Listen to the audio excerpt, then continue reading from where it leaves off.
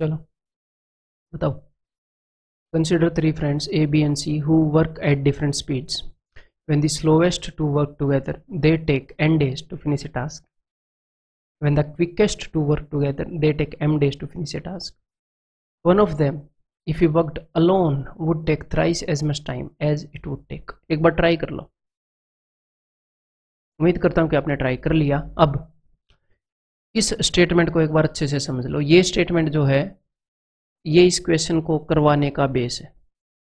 ठीक है, अब मैं क्वेश्चन आपको सॉल्व करके दिखाता हूँ. हिंट दे दी मैंने एक बार. ठीक है, अब देखो तीन दोस्त हैं ए बी सी. इनमें से एक बंदा स्लो है, एक उससे फास्ट होएगा, एक उससे फास्ट होएगा. ऐसा ही होता है हमेशा. ठीक है, मैंने मान लिया ये सबसे स्लो है, ये उससे फास्ट है, ये उससे फास्ट है.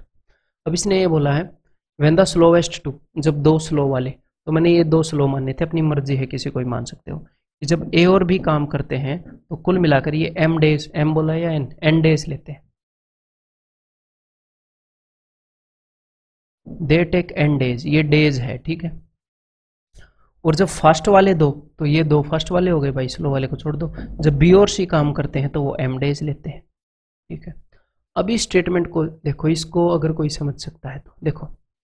उसने ये नहीं बताया ए है या बी है सी है, उसने बोला वन ऑफ देम. बस ये समझना है, उसके बाद नॉर्मली चलेंगे और क्वेश्चन हो जाएगा. ऑप्शंस को देखकर डरना मत. उसने कुछ दिया तो है नहीं, वैल्यू तो है, इसी शक्ल के आएंगे option. One of them if he worked alone, अगर इन तीनों में से कोई एक बंदा अकेला काम करता, he would take thrice as much time as it would take when all three work together.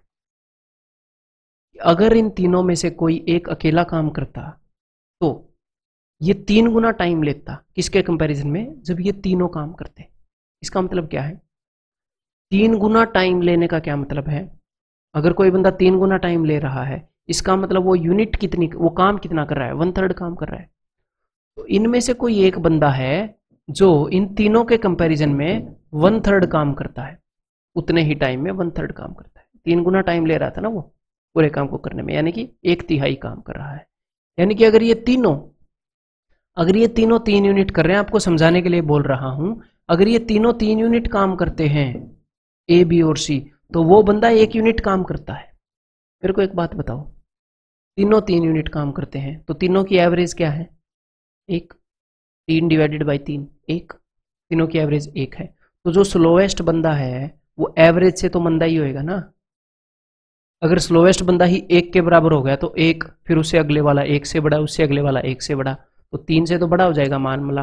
तो जो स्लोएस्ट बंदा होता है वो एवरेज से स्लो है, जो क्विकेस्ट बंदा है वो एवरेज से क्विक है ना. तो इसका मतलब वो जिसकी बात कर रहा है ना, वो बंदा यहाँ पर है बी की बात कर रहा है ना. वो ए पॉसिबल नहीं है ए होना, और ना ही सी होना पॉसिबल है.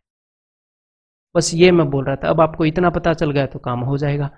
तो बी जो है वो 3 गुना टाइम ले रहा है, तो मैंने मान लिया बी जो है जनाब वो 3x डेज लेता है काम को करने में, और तीनों मिलकर x डेज लेते हैं. वो तीनों के कंपैरिजन में 3 गुना टाइम ले रहा था ना. सब कुछ दिख रहा है ना? परफेक्ट. अब कर लेते हैं भाई. टोटल वर्क को मैं क्या मानूं? मैं 1 डे वर्क के हिसाब से भी करा सकता था, लेकिन भाई एलसीएम से चल रहे हैं तो उसी से भी करा देता हूँ. Not a big deal. तो देखो टोटल वर्क मैंने मान लिया भैया. अरे भाई तू कहाँ जाएगा? अच्छा सेट हो रखा था. चलो तो देखो टोटल वर्क मैंने मान लिया इन सब का एलसीएम, तो 3mnx ये टोटल वर्क है. 3mnx. तो अब एक दिन का काम इनका लिख लो. n से इसको डिवाइड करोगे तो वो क्या हो जाएगा? n से इसको डिवाइड करोगे तो 3mx, m से डिवाइड करोगे तो 3nx, 3x से डिवाइड करोगे तो mn, x से डिवाइड करोगे तो 3mn. ठीक है, अब इनकी शक्ल देख लो. इनकी शक्ल से कुछ पता लग रहा है?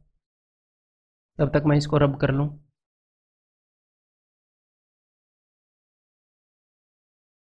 देखो ए बी बी सी, अगर मैं इन सब को जोड़ूं तो एक बार ए, 2 बार बी और 1 बार सी आएगा.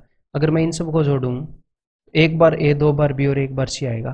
तो मैं इस ग्रुप को ऐड करके और इस ग्रुप को ऐड करके इक्वेट कर सकता हूं. या फिर एक और काम कर सकते थे, यहाँ पर ऊपर 2 बार बी आ रहा है तो 1 बार बी को घटा देते और फिर उसके साथ इक्वेट करते. बात सेम ही है. ऊपर वाले ग्रुप के अंदर सेम बंदे हैं, नीचे वाले ग्रुप के अंदर सेम बंदे हैं, तो इन जितने यूनिट ये काम करते हैं वो सेम होएगा, तो इनकी यूनिट्स को मैं इसके सम को इसके सम के साथ इक्वेट कर रहा हूँ और ऐसा कर सकता हूँ मैं, ये करना बिल्कुल लीगल है। ठीक है, तो मैं इनको जोड़ रहा हूँ, 3 और x कॉमन है दोनों में, 3x कॉमन है, m plus n is equal to, यहाँ पर जोड़ूंगा तो 3mn और 1mn, तो इट विल बी 4mn। अब आपने बताना क्या है वो एक बार देख लो, उसने पूछा क्या, इन दोनों में से किसी एक का पूछेगा कि कौन कितने दिनों में करेगा काम, इनका तो बता ही रखा है n और m days. How much time would it take if all 3 work together, अगर तीनों इकट्ठे काम करते तो x दिन लगते हैं, यानी कि x की वैल्यू बतानी है, x को यहीं छोड़ दो, बाकी पूरे परिवार को उधर भेज दो, तो x is equal to 4mn divided by 3m plus n। और ऐसे क्वेश्चन से बिल्कुल भी डरना नहीं, आपके एग्जाम में कभी नहीं आएगा।